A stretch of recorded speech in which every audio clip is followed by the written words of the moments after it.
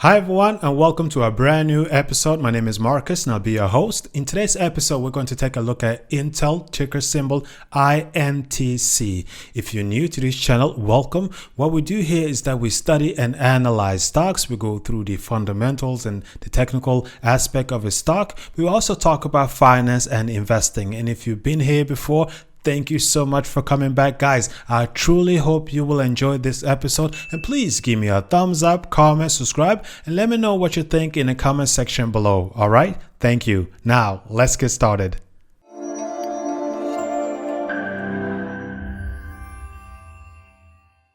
As I mentioned, we're going to take a look at Intel, ticker symbol INTC, and they are traded on NASDAQ and are in the manufacturing sector. If we go over to the screen, we can see here that their market capitalization is at $217 billion and their revenues at $78.5 billion.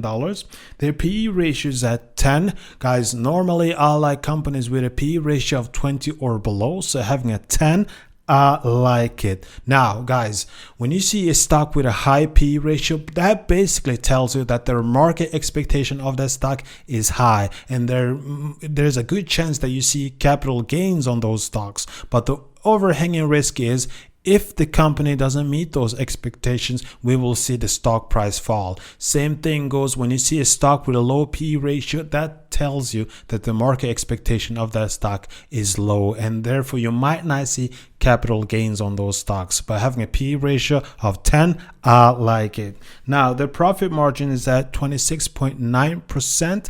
I like it. Now, normally I like companies with a profit margin of 15% or higher. So having 26.9, for me, that's no brainer. So I like it. The price to sales ratio is at 2.7. Normally I like companies with a price to sales ratio of maximum 4. So having 2.7, that's in my range. So that is a plus. So I like it. Price to book value is at 2.2. Normally I like companies with a price to book value of maximum 3. So having 2.2, that's also within my range. So I like it. So that is a good to go. Now they pay out a dividend of $1.37. I like it because I like those incomes. That is a plus. Effective return is at 2.6%. I like it. Now, guys, I know some of you think that that is low, but if you look at across the market, this is the range you will find: 2%, 2.5, 3%. So 2.6%, I like it. I know there are companies with a higher return, 5, 6%, but there is also a risk associated with that, because I know 5.6%, you think, well, that's a good return on my investment, but the risk is, if you look across the chart and the history of the company, you might not find capital gains on those stocks, meaning that when times comes and you want to exit those stocks, you might not get a higher price than what you bought it for. So just have that in mind.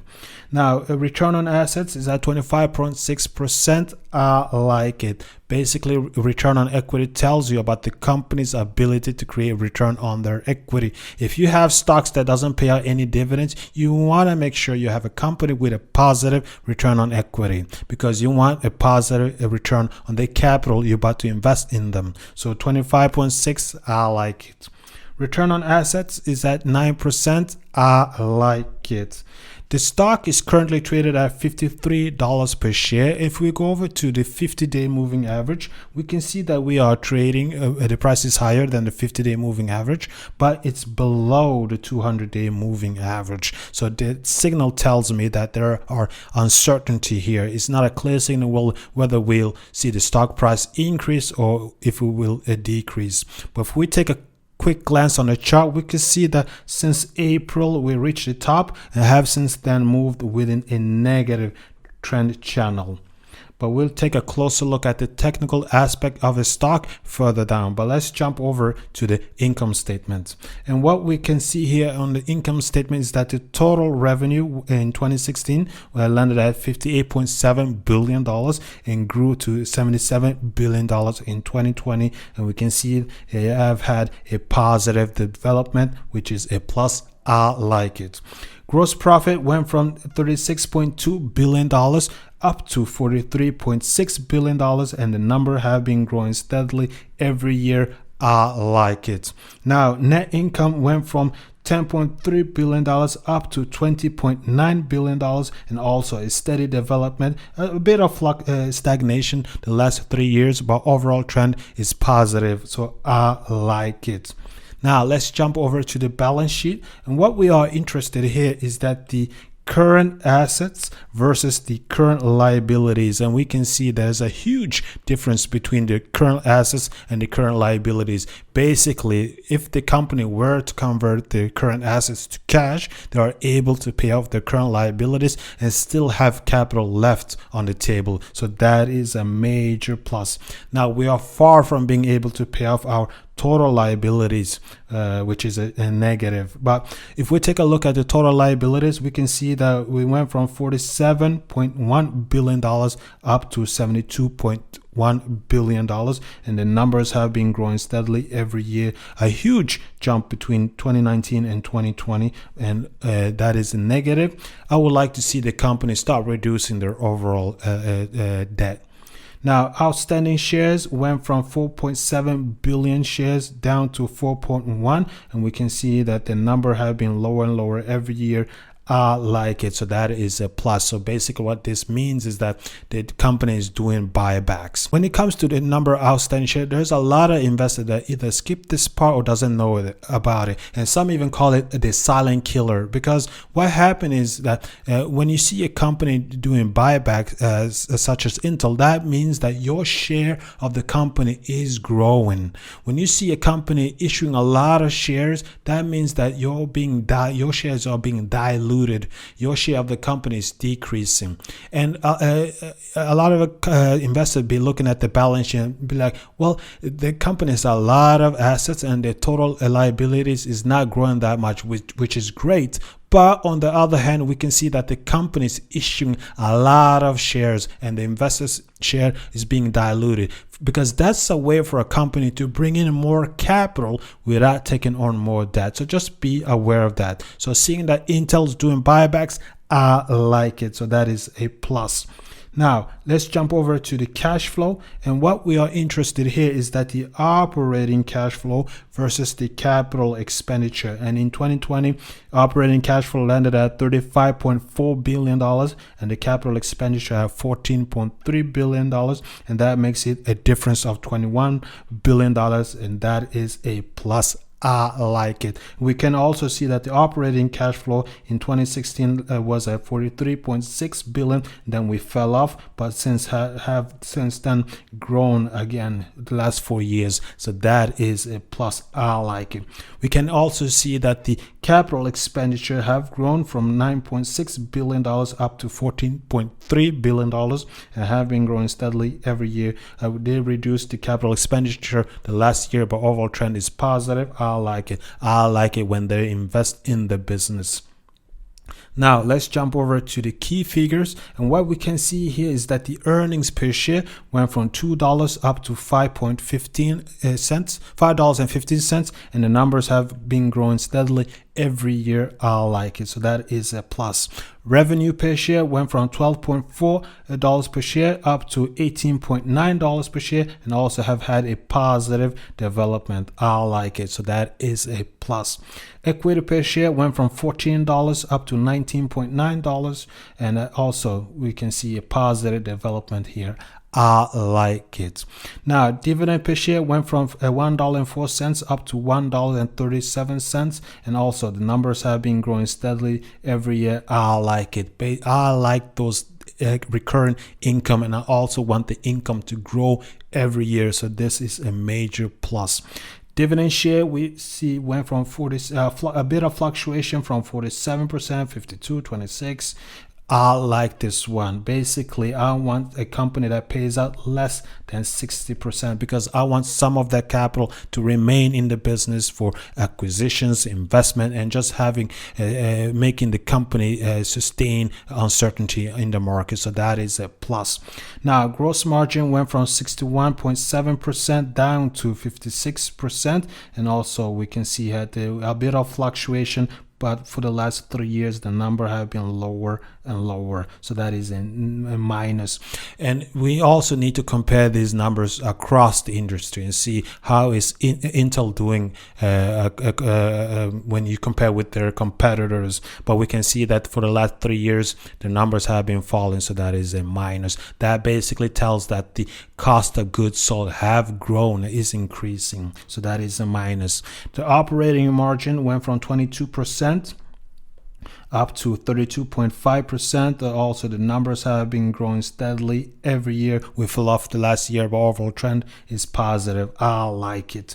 Profit margin went from 17.5% up to 27%, and we fell off a year. A bit of fluctuation we can see here, and the last 3 years we fell off, so that is a minus. But overall the profit margin is above 15%. I like it, but the last 3 years we have seen lower and lower numbers, so that's why I gave them a minus. Return on equity, as I mentioned, tells you about a company's ability to create a return on their equity, and it's very critical that you look at these numbers, especially when you have a stock that doesn't pay out any dividends. You want to make sure that you have a positive return on your on their equity. Now they went from 15.5% up to 20. Sorry about that. They went from 15.5% up to 25.7%, and also a bit of fluctuation here, but the overall trend is negative. The last 3 years have been negative, so that is a minus. Return on assets went from 9% up to 13.6%, and also a bit of fluctuation. Same behavior here, with the last 3 years have been minus, so negative, so that is minus. But overall these are great numbers, but the behaviors, the trend is negative. Now solidity basically tells you about the company's financial strength for the long term, and we can see here that we went from 58.4 down to 52.9%, and also a bit of fluctuation here, and we can see for the last 3 years their financial strength for the long term have been decreasing, so that is a minus. Balance sheet liquidity, same thing as solidity, but here it looks at the company's financial strength for the short term, and we went from 1.36 down to 1.09, and also the numbers have been falling. A bit of fluctuation, but overall trend we improved over the last 3 years, so that is a plus. I like it. Debt ratio went from 0.71 up to 0.89, and these are not a huge number, but what it tells you that in 2020 0.89, that means the company had 0.89 times more equity than debt. So this is not a huge number, but overall trend we can see that the debt ratio is increasing, so that is negative. Guys, as you can tell, we have gone through the income statement, the balance sheet, the cash flow, the key figures, and now over to our key features, which is the pillars. And basically what the pillar does is that it gives you a simplified, holistic overview of the company's performance. If you want to dig through the numbers, you can dig through the numbers, or have the software do the heavy lifting for you. So if we take a look at on the screen, we can see here that the PE ratio is below 20, which is positive. The payout dividends, which is positive. Dividend payout shares is less than 60% positive, and dividends have increased over the past 5 years, positive, and numbers of outstanding shares have decreased, which is positive, and revenue have increased over the past 5 years, positive. Profit margin above 15%, positive, and profit decreased over the past 5 years, negative, and current assets is greater than the current liabilities, which is positive. Solidity have decreased over the past 5 years, negative. Balance sheet liquidity decreased over the past 5 years, negative, and debt equity ratio increased over the past 5 years, negative, and the total liabilities have grown for the last 5 years, negative. Guys, as you can tell, it gives you a simplified, holistic overview of the company's performance, and it saves you a lot of time. As I mentioned, if you want to dig through the numbers, you can dig through the numbers, or have the software do the heavy lifting for you. And you can have the software along with everything we've gone through, plus the ability and access to a discussion forum where you'll be able to chat chat with me along with other members for only $10 per month. So make sure to head over to comus.se and become a member today. All right, now let's take a look at the technical aspect of the stock. So here we have the chart. Let me just lay down the support line, something like that. Let me change the color to green, and let me also do one for the resistance level here, something like that. And let me change that color to red, and we can see right away that we are within a consolidation right here. As you can tell, we are consolidating, but I can also see that we are moving in a negative trend channel. Let me change that color to green, and let me do one more for the resistance level, right, something like that.